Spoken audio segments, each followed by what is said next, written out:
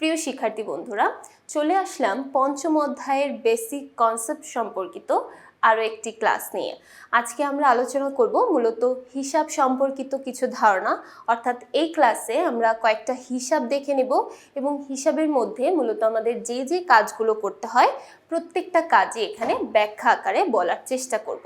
তো প্রথমে আমরা এখানে একটু হিসাব সম্পর্কে ধারণাটা জেনে নিই। যেমন এখানে বলা আছে যে হিসাব হচ্ছে এমন একটা বিবরণী ছক যেখানে প্রতিষ্ঠানের প্রত্যেকটা খাতের পরিবর্তন ও অবস্থা প্রকাশিত হয়, অর্থাৎ বর্তমানে আমাদের প্রতিষ্ঠানের অবস্থানটা ঠিক কী পর্যায়ে আছে এটা সম্পর্কে ধারণা পেতে পারি হিসাবের মাধ্যমে। অর্থাৎ প্রতিষ্ঠানের আয়, দায়, সম্পদ এবং মালিকানা সত্ত্বের পরিবর্তন ও নিট পরিমাণ জানার জন্য সংক্ষিপ্ত ছকই হলো হিসাব। তাহলে দেখো, আমরা কোনো একটা জিনিস সম্পর্কে, যেমন এখানে হতে পারে আয়, হতে পারে দায়, সম্পদ অথবা মালিকানা সত্ত্ব, এই বিষয়গুলো সম্পর্কে নিট যে পরিমাণটা, অর্থাৎ আমাদের উদ্বৃত্ত যে পরিমাণটা, সেই পরিমাণ জানার জন্যই মূলত আমরা এই ছক প্রস্তুত করে থাকি। এখন এই ছকটা দুই ধরনের হতে পারে, একটা হলো টি ছক এবং আরেকটা হলো চলমান জেড ছক। সাধারণত টি ছকটা টি আকারে থাকে, অর্থাৎ আমরা মাঝখানে টি আকারটা দেই এবং টি এর এক সাইড থাকে ডেবিট পাশ এবং আরেকটা সাইড থাকে ক্রেডিট পাশ। টি ছকের বাম পাশে থাকে ডেবিট পাশ এবং ডান সাইডে থাকে ক্রেডিট পাশ। তাহলে টি ছককে আমরা দুইটা ভাগে ভাগ করতে পারি। দুইটা ভাগের প্রত্যেকটাতে চারটা চারটা করে কলাম থাকে। তাহলে দেখো, দুই ভাগে বিভক্ত, একটা হচ্ছে ডেবিট, একটা ক্রেডিট, এবং এতে মোট 8টি ঘর থাকে। তাহলে দেখো, এই 8টি ঘর মূলত চারটি অর্থাৎ দুইটি ভাগ। প্রথম একটা অংশ 4টি যেটাকে ডেবিট নির্দেশ করে এবং আরেকটি অংশ হচ্ছে 4টি যেটাকে ক্রেডিট নির্দেশ করে। নির্দিষ্ট সময় পর পর আমরা সাধারণত এর উদ্বৃত্ত নির্ণয় করে থাকি। এবার চলে আসি চলমান জেড ছক। চলমান জেড ছক হচ্ছে সম্পূর্ণ আধুনিক একটা ছক এবং এটা সবচেয়ে সহজ একটা ছক আমরা বলতে পারি। এটা নির্ণয় করা খুবই সময় কম লাগে এবং কম সময়ে আমরা খুব দ্রুত এটা নির্ণয় করে ফেলতে পারি। আচ্ছা, এতে তারিখ, বিবরণ এবং জাবেদার পৃষ্ঠা থাকে। এছাড়াও 4টি টাকার কলাম এখানে থাকে। আমরা ডেবিট সাইড এবং ক্রেডিট সাইড মিলে মোট 4টি টাকার কলাম এখানে দেখতে পাই। প্রথমে বিবরণ আকারে 2টি টাকার কলাম এবং বাকি 2টি নির্দেশ করে উদ্বৃত্ত বা ব্যালেন্সকে। ডেবিট এবং ক্রেডিট ঘর 4টি এবং পাশাপাশি অবস্থিত থাকে, অর্থাৎ দুইটাকে আমরা পাশাপাশি অবস্থানে রাখি। প্রতিটি লেনদেন লিপিবদ্ধের পর হিসাবের জের নির্ণয় করতে হয়, অর্থাৎ একটা এন্ট্রি দেওয়ার সাথে সাথেই আমরা সেই জের সম্পর্কে জেনে ফেলতে পারি ব্যালেন্স কলামগুলোর মাধ্যমে। অর্থাৎ ব্যালেন্স যে দুইটা কলাম আছে ডেবিট এবং ক্রেডিট, সেই দুইটি কলামের মাধ্যমে আমরা খুব সহজে প্রত্যেকটা লেনদেনের জন্য কতটুকু উদ্বৃত্ত থাকছে সেই পরিমাণটা সম্পর্কে জেনে ফেলতে পারি। এরপর পরবর্তীতে দেখে নেই হিসাবের প্রকারভেদ সম্পর্কে। আমরা জানি হিসাব মূলত 5 প্রকার। আমাদের আধুনিক হিসাব বিজ্ঞান অনুসারে আমরা হিসাবকে 5টি ভাগে ভাগ করতে পারি। প্রথমটি হচ্ছে সম্পদ, তারপরে আছে আয়, দায়, ব্যয় ও মালিকানা সত্ত্ব। এই 5টি ভাগে আমরা সবগুলো হিসাবকে ভাগ করে ফেলতে পারি। আমরা প্রতিদিনকার যতগুলো হিসাব করে থাকি, যতগুলো হিসাব লিখে থাকি, প্রত্যেকটি হিসাবই কোনো না কোনোভাবে এই 5টি হিসাবের অন্তর্ভুক্ত হবে: সম্পদ, আয়, দায়, ব্যয় ও মালিকানা সত্ত্ব। এবার আসি ডেবিট এবং ক্রেডিট, অর্থাৎ কোন দিকটা ডেবিট হবে, কোন দিকটা ক্রেডিট হবে, এটা আমরা কি করে বুঝবো? তার কিছু বৈশিষ্ট্য এখানে আমরা ছক আকারে দেখতে পাচ্ছি। প্রথমে দেখতে পাচ্ছি যে পক্ষ সুবিধা পায় তাকে আমরা গ্রহীতা বলে থাকি, অর্থাৎ ডেবিটর।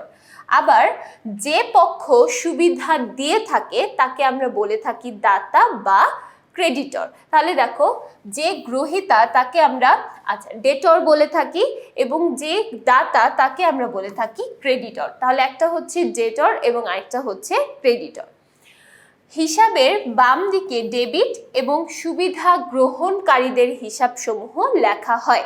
তাহলে দেখো, যেহেতু ডেটর বলতে আমরা গ্রহীতাকে বোঝাচ্ছি, তাই যখন আমরা বাম দিকে বিভিন্ন হিসাব লিখব, সেখানে বলে থাকবো সুবিধা যারা গ্রহণ করেছে তাদের কথা। সুবিধা গ্রহণকারীদের উল্লেখ করা হবে ডেবিট পাশে বা হিসাবের বাম দিকে। এবং ক্রেডিট সাইড যদি আমরা বলে থাকি, ক্রেডিট সাইড মানে হচ্ছে যারা দিচ্ছে, সুবিধা প্রদান করছে বা দাতা, তাদের কথা আমরা লিখে থাকি। তাহলে ডান দিকে ক্রেডিট সাইড থাকবে এবং সুবিধা প্রদানকারীদের হিসাবসমূহ আমরা সেখানে লিপিবদ্ধ করব। এরপর বলা আছে প্রতিটি লেনদেন দুইটি বিপরীতমুখী সমপরিমাণ পরিবর্তন আনয়ন করে। তার মানে প্রত্যেকটা লেনদেন দুইটি হিসাবকে প্রভাব ফেলে, অন্তত দুইটি পক্ষকে প্রভাব ফেলবে। এছাড়াও আরও বেশি পক্ষকেও প্রভাব ফেলতে পারে, কিন্তু প্রত্যেকটি ডেবিট এবং ক্রেডিটের মধ্যেই হবে, অর্থাৎ একটা ডেবিট এবং একটা ক্রেডিট। এইভাবেই কিন্তু প্রত্যেকটা লেনদেন লিপিবদ্ধ হবে। কখনোই লেনদেন দ্বারা দুটি হিসাবের একই দিক প্রভাবিত হবে না, অর্থাৎ ডেবিট ও ডেবিট বা ক্রেডিট ও ক্রেডিট হবে না। তাহলে দেখো, একটা লেনদেন দ্বারা শুধুমাত্র ডেবিট এবং ক্রেডিট এভাবেই কিন্তু সম্পন্ন হবে। যেমন মনে করো, বেতন হিসাব প্রদান করা হলো, এখানে ডেবিট একটা হিসাব এবং ক্রেডিট একটা হিসাব, এভাবেই কিন্তু সম্পন্ন হবে। কখনোই দুইটা ডেবিট দুইটা ক্রেডিট অর্থাৎ অসমান কোনো বিষয় হবে না, অর্থাৎ দুইটা ডেবিট থাকলেও কিন্তু টাকার অঙ্ক মিলল না, এভাবে কিন্তু আমরা কখনোই ডেবিট ক্রেডিটগুলোকে অন্তর্ভুক্ত করি না। সমান সমান থাকতে হয়, অর্থাৎ টাকার অঙ্কটাকে সমান রাখতে হয়। ডেবিট এবং ক্রেডিট মিল অবস্থায় বা সমপরিমাণ অবস্থায় রাখতে হয়। তাহলে দেখো, মোট ডেবিট সবসময় মোট ক্রেডিটের সমান হবে, অর্থাৎ এখানে কিন্তু টাকার অঙ্কটাকে বা টাকার সমপরিমাণটাকে নির্দেশ করছে, তাই প্রত্যেকটা টাকা সবসময় সমান হবে। আবার দেখো, এখানে যে ডেবিট ক্রেডিটের কথা বলা হয়েছে, সেক্ষেত্রেও কিন্তু টাকার অঙ্কের কথাই বলা হয়েছে, যে দুইটা ডেবিট হলো কিন্তু দুইটা ডেবিটটা একসাথে হলো, অর্থাৎ একটা লেনদেনে দুইটা ডেবিট হয়ে গেল, আবার আরেকটা লেনদেনে দুইটা ক্রেডিট হয়ে গেল, এভাবে কিন্তু কখনোই হবে না। দুইটা সমান সমান পর্যায়ে থাকতে হবে। আচ্ছা, তাহলে আশা করছি ডেবিট ক্রেডিটগুলো আমরা বুঝতে পেরেছি। এবার আমরা একটু দেখি ডেবিট ক্রেডিটের কিছু সারসংক্ষেপ, অর্থাৎ কখন ডেবিট হবে। আমরা একটা জিনিস মনে রাখবো, সম্পদ এবং ব্যয়। সম্পদ এবং ব্যয় এই দুইটার জন্য ন্যাচার হচ্ছে, সাধারণ ন্যাচার হচ্ছে ডেবিট। তাই এই সম্পদ এবং ব্যয়, এই দুইটা সম্পদ এবং ব্যয়, ধরো সম্পদ বৃদ্ধি পেল, যেহেতু এটা স্বাভাবিক ন্যাচার হলো ডেবিট, তাই সম্পত্তি বৃদ্ধি পেলে আমরা সেটাকে বলে থাকি ডেবিট। আবার যেহেতু ব্যয়ের ন্যাচার হলো ডেবিট, তাই এটা যদি বৃদ্ধি পায় তাহলে আমরা সেটাকে বলে থাকি ডেবিট। এবার যদি উল্টোটা হয়, অর্থাৎ সম্পদ যদি হ্রাস পায়, তার মানে তার বিপরীতটা হয়ে যাবে ক্রেডিট। আবার যদি ব্যয় হ্রাস পায়, তার মানে সেটা হয়ে যাবে ক্রেডিট।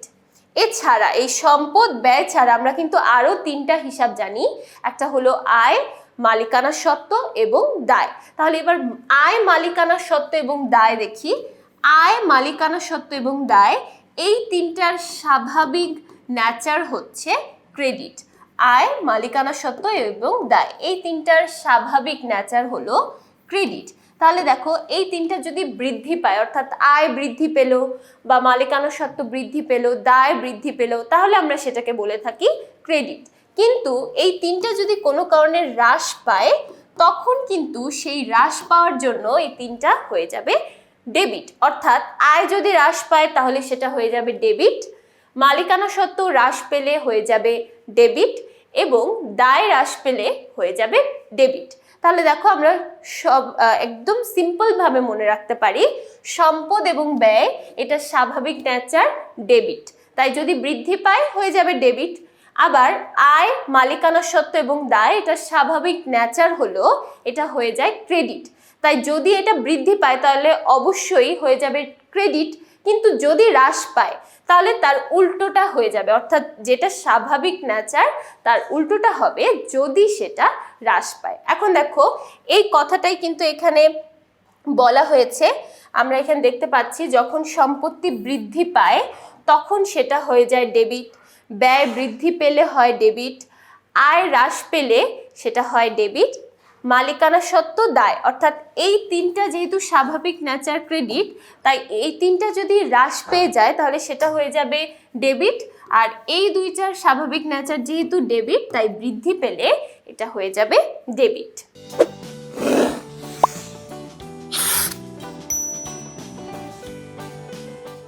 এখন তাহলে ক্রেডিটটা আমাদের কাছে একদমই সহজ হয়ে গেল। আমরা জানি যে সম্পদ এবং ব্যয় এই দুইটার স্বাভাবিক নেচার হলো ডেবিট, এই জন্য যদি এটা হ্রাস পেয়ে যায় তাহলে অফকোর্স এটা হয়ে যাবে ক্রেডিট। এছাড়া আমরা জানি যে আয়, মালিকানা সত্ত্ব এবং দায় এই তিনটার স্বাভাবিক নেচার হচ্ছে ক্রেডিট, তাই এই তিনটা যদি বৃদ্ধি পায় কোনো কারণে তাহলে অবশ্যই সেটা হয়ে যাবে ক্রেডিট। তাহলে দেখো ডেবিট এবং ক্রেডিট গুলো আমরা এখানে বুঝে ফেললাম। এবার দেখো এটা সহজভাবে বা কিছু ইজি টেকনিকের মাধ্যমে আমরা মনে রাখতে পারি। যেমন ঠিক মাত্রই আমি যেটা বলেছি, সম্পদ এবং দায় এই দুইটা যদি বৃদ্ধি পায় তাহলে এটা হয়ে যাবে ডেবিট, আর যদি হ্রাস পায় তার মানে তার উল্টোটা, ঠিক উল্টোটা হয়ে যাবে ক্রেডিট। আবার সেমভাবে আয়, দায় এবং মালিকানা সত্ত্ব এই তিনটা যদি বৃদ্ধি পায় তাহলে আমরা সেটাকে বলতে পারি ক্রেডিট, এবং যদি হ্রাস পায় তাহলে আমরা সেটাকে বলতে পারি ডেবিট। তাহলে দেখো এই দুইটার স্বাভাবিক নেচারগুলো আমরা একটা সেট করে মনে রাখবো। যেমন সম্পদ, ব্যয় এটা একটা সেট আমরা বলতে পারি, আবার আয়, দায়, মালিকানা সত্ত্ব এটার একটা সেট। এই দুইটা সেট আলাদা আলাদাভাবে আমরা মনে রাখতে পারি। তাহলে সম্পদ এবং ব্যয় এই সেটটা হয়ে যাবে ডেবিট বৃদ্ধি পেলে, এবং আয়, দায়, মালিকানা সত্ত্বের সেটটা বৃদ্ধি পেলে হয়ে যাবে ক্রেডিট। এখন যদি কোনো কারণে হ্রাস পেয়ে যায় তার মানে যে নেচারটা থাকবে তার ঠিক উল্টোটা হবে। অর্থাৎ সম্পদ, ব্যয় যদি হ্রাস পায় তাহলে সেটা হয়ে যাবে ক্রেডিট, আবার আয়, দায়, মালিকানা সত্ত্ব যদি হ্রাস পেয়ে যায় তাহলে সেটা হয়ে যাবে ডেবিট। তাহলে দেখো আমরা ডেবিট ক্রেডিটগুলো খুব সহজে ইজিভাবে পড়ে ফেললাম। এখন আমরা একটু আমাদের হিসাব সমীকরণটা দেখে নিই। আমরা সকলেই জানি আমাদের এই হিসাব সমীকরণের উপর ভিত্তি করেই আমরা আমাদের হিসাব বিজ্ঞানের প্রত্যেকটা কাজ করে থাকি। প্রত্যেকটা এন্ট্রি থেকে শুরু করে প্রত্যেকটা লেনদেন কিন্তু এই একটা হিসাব সমীকরণের মাধ্যমেই সম্ভব হয়। তাহলে আমাদের হিসাব সমীকরণটা জানা অবশ্যই বাধ্যতামূলক। তাহলে হিসাব সমীকরণটা আমরা দেখতে পাচ্ছি A = L + OE। এখানে A বলতে আমরা সম্পদকে বুঝে থাকি এবং L বলতে আমরা দায়কে বুঝে থাকি, মালিকানা সত্ত্ব বলতে আমরা OE কে বুঝে থাকি। তার মানে আমরা যদি এটাকে সঠিকভাবে বা বাংলায় যদি লিখি তাহলে আমাদের সমীকরণটা হবে সম্পদ = দায় যোগ মালিকানা সত্ত্ব। তার মানে সম্পদের সাথে মালিকানা সত্ত্ব ও দায়ের যোগফল নির্ণয় করলে দুইটার পরিমাণ সমান হবে। আমাদের প্রতিষ্ঠানে সবগুলো সম্পত্তির যে পরিমাণটা থাকবে সেই পরিমাণটা হবে দায় এবং মালিকানা সত্ত্বের পরিমাণের সমান। এই হচ্ছে আমাদের হিসাব সমীকরণের মাধ্যমে আমরা বুঝতে পারি আমাদের সকল সম্পদ, প্রতিষ্ঠানের মোট সম্পদটার সমান হবে দায় এবং মালিকানা সত্ত্বের মোট পরিমাণ। অর্থাৎ এখানে এই দুইটা মিলে আমরা যে রেজাল্ট পাবো সেই রেজাল্টটা মোট সম্পদের রেজাল্টের সমান হবে। এটা হচ্ছে আমাদের সমীকরণ। এখন আমরা একটু দেখি মালিকানা সত্ত্বের মধ্যে আমরা কি কি উপাদান দেখতে পাই। এখানে আমরা 4টা উপাদান দেখতে পাচ্ছি মালিকানা সত্ত্বের মধ্যে যে উপাদানগুলো থাকে। তাহলে দেখো মালিকের মূলধন এটা একটা বিষয় থাকে, কারণ মালিকানা সত্ত্বের সাথে মালিকের মূলধন একদম প্রধান একটা উপাদান বা প্রধান একটা জড়িত বিষয় আমরা বলতে পারি। এরপর আছে আয়। তাহলে দেখো মালিকের মূলধন এটার সাথে আমাদের যোগ করতে হয় আয়ের পরিমাণ, তারপরে বিয়োগ করতে হয় ব্যয়ের পরিমাণ, এবং সবার শেষে যদি কোনো উত্তোলন থেকে থাকে আমরা সেটাকে বিয়োগ করে দিই। তাহলে আমরা একে একে প্রত্যেকটা উপাদান সম্পর্কে একটু জানার চেষ্টা করি। মালিকের মূলধন কখন হবে? মালিক তার ব্যবসা প্রতিষ্ঠানে যা যা কিছু প্রদান করবে, এখন এটা হতে পারে অর্থ অথবা যে কোনো সম্পত্তি যখন সে তার ব্যবসা প্রতিষ্ঠানে প্রদান করবে সেটাকেই আমরা বলে থাকি মালিকের মূলধন। অর্থাৎ মালিক নিজে তার নিজের তহবিল থেকে যা কিছু ব্যবসা প্রতিষ্ঠানে প্রদান করবে প্রত্যেকটা জিনিস হয়ে যাবে মালিকের মূলধন বা মূলধন হিসাব। এরপর দেখতে পাচ্ছি আয়, যে বিষয়ের মাধ্যমে আমরা মূলত আমাদের প্রতিষ্ঠানে অর্থ উপার্জন করতে পারি বা ভবিষ্যতে অর্থ উপার্জন হবে বলে ধরে নেওয়া যেতে পারে, সেই প্রত্যেকটা বিষয়কে বা প্রত্যেকটা কাজকে আমরা আয় বলতে পারি। যেমন মনে করো তোমার প্রতিষ্ঠান থেকে তুমি পণ্য বিক্রয় করে দিচ্ছ, পণ্য বিক্রয় করলে আমরা এখন বর্তমানে অর্থ উপার্জন করতে পারছি বা অর্থ অর্জন করতে পারছি। এছাড়া তুমি যদি ধারেও পণ্য বিক্রয় করো তাহলে ভবিষ্যতে অর্থ উপার্জন করার একটা সম্ভাবনা থাকে এবং আমরা তাদেরকে আমাদের পণ্যদ্রব্য দিয়ে দিই, তাই এটাকেও কিন্তু আমরা বলতে পারি আয়। অর্থাৎ যে সকল কাজ বা যে সকল বিষয়ের মাধ্যমে আমরা আমাদের প্রতিষ্ঠানে অর্থ বা সম্পত্তি অর্জন করতে পারি সেটাকে আমরা বলে থাকি আয়। এবার দেখো ব্যয় কোনগুলো? সম্পত্তি অর্জন করার জন্য আমাদের যা যা কিছু প্রদান করতে হয়, সম্পত্তি অর্জন করার জন্য যদি আমরা কোনো অর্থ প্রদান করি অথবা যে কোনো কিছু প্রদান করি সেই প্রদানগুলোকে মোটামুটি আমরা ব্যয় বলে থাকি। যেমন বেতন পরিশোধ করছি, এখন বেতন আমরা কখন পরিশোধ করি? কর্মচারীদেরকে দিয়ে আমাদের প্রতিষ্ঠানে কাজ করিয়ে নেওয়ার জন্য, অর্থাৎ ফাইনালি আমরা এই যে বিক্রয় করতে চাচ্ছি বা অর্থ উপার্জন করতে চাচ্ছি সেই জন্য আমরা কর্মচারীদের উদ্দেশ্যে ব্যয় করছি বা বেতন প্রদান করছি। তাহলে এই বেতনটা কিন্তু আমাদের জন্য এক ধরনের ব্যয়। এবং সাধারণত আমরা প্রতিষ্ঠানে যা যা খরচ করে থাকি প্রত্যেকটা খরচকেই মূলত আমরা ব্যয় বলে ধরে নিই। এবার আসো উত্তোলন। উত্তোলন কোনটাকে বলি?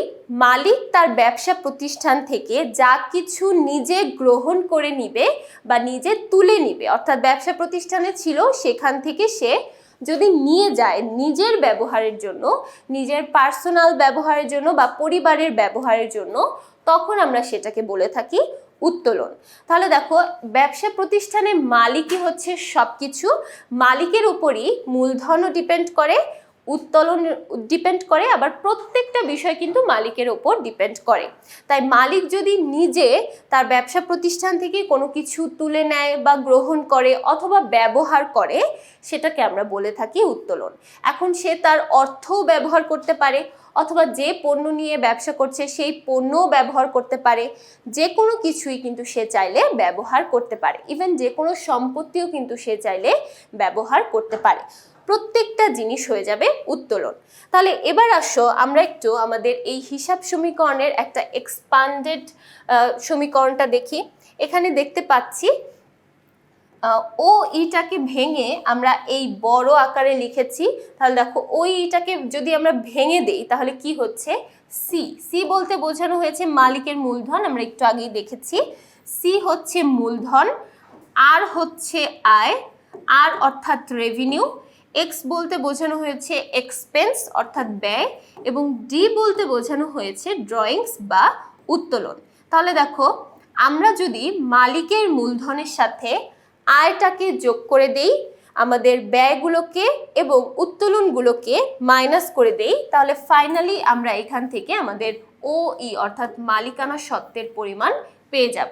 তাহলে আমরা যদি মালিকানা সত্ত্বের পরিমাণ নির্ণয় করতে চাই প্রথমে আমাদের মূলধন নিয়ে আসতে হবে এবং মূলধনের সাথে যোগ করতে হবে আয়গুলোকে এবং তারপর আয় থেকে মাইনাস করতে হবে ব্যয়গুলোকে এবং সবার শেষে যদি কোনো উত্তোলন থেকে থাকে সেই উত্তোলনগুলোকে মাইনাস করতে হবে।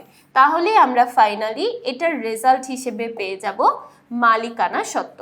তাহলে এটা হচ্ছে মালিকানা সত্ত্ব বের করার একটা নিয়ম এবং এখানে সেই এক্সপ্যান্ডেড ফর্মটাই দেওয়া আছে দেখো।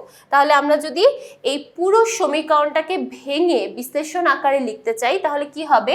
সম্পদ, আমরা সম্পদ টোটাল সম্পদ সমান সমান পেয়ে যাব দায় এবং দায়ের সাথে আমাদের মোট মালিকানা সত্ত্বের পরিমাণ। এখন আমরা মোট মালিকানা সত্ত্বটা কিভাবে পেতে পারি? আমরা মূলধনের সাথে যোগ করে দিব আয়কে এবং এই আয় থেকে বিয়োগ করে দিব ব্যয় ও উত্তোলনের পরিমাণকে। তাহলেই আমরা ফাইনালি পেয়ে যাব আমাদের মোট মালিকানা সত্ত্বের পরিমাণ, এবং সেই মালিকানা সত্ত্ব এবং দায় যোগ করলে আমরা আমাদের প্রতিষ্ঠানের মোট সম্পদের পরিমাণ পেয়ে যাব। তার মানে বুঝতেই পারছি মোট সম্পদের পরিমাণটাই কিন্তু বড় হয় দায় অথবা মালিকানা সত্ত্ব ইন্ডিভিজুয়ালি আলাদা আলাদা বিষয়গুলো থেকে। তাহলে দেখো এই পর্বে আমরা দেখে নিলাম আমাদের কিছু হিসাব সংক্রান্ত তথ্য। আমরা দেখেছি আমাদের হিসাব দুই রকমের হয়ে থাকে, একটা টি ছক এবং একটা চলমান জেড ছক। তারপর আমরা দেখলাম ডেবিট এবং ক্রেডিট সংক্রান্ত কিছু আলোচনা, কোন দিকটা ডেবিট হয় এবং কোন দিকটা ক্রেডিট হয় সেই সংক্রান্ত কিছু আলোচনার পরে আমরা সবার শেষে দেখলাম আমাদের হিসাব সমীকরণের একটা ফর্ম। আশা করছি এই পুরো পর্বের প্রত্যেকটা তথ্যই সবাই খুব ভালোভাবে বুঝতে পেরেছো। পরবর্তী পর্বগুলো দেখার জন্য সবাইকে আমন্ত্রণ জানিয়ে আজকে এখানেই শেষ করছি। সবাই ভালো থাকবে, সুস্থ থাকবে। ধন্যবাদ।